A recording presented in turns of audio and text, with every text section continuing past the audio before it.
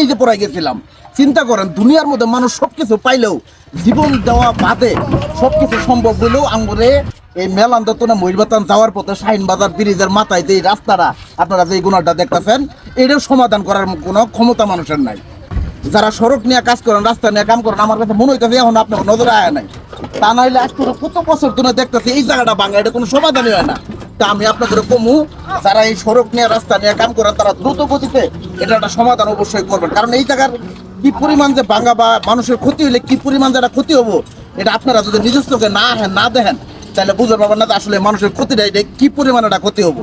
তা আমি ওটার হাতেই কমু, এক গ্রামবাসী যারা আছেন, এলাকাবাসী যারা আছেন বা সাধারণ মানুষ যারা আছেন, এই ভিডিওটা প্রচুর পরিমাণে শেয়ার করবেন, যাতে আপনাদের শেয়ারের মাধ্যমে যারা এই সড়ক নিয়ে রাস্তা নিয়ে এই জায়গাটা ঠিক করা পাবো তারপর সামনে যেন ভিডিওটা পৌঁছা।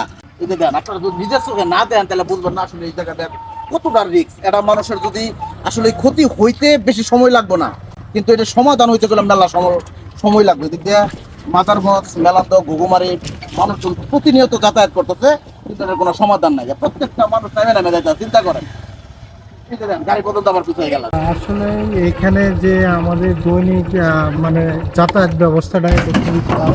যে এখানে অনেক লোকজন মেলান্দ যাওয়া আসা করে, বা থেকে মহিষবাতান থেকে ধরেন ঘুঘুমারি, মেলান্দ, মহাপুর, ঘুঘুমারি এবং মাদারগঞ্জের রাস্তায় ধরতে গেলে বিচ্ছিন্ন।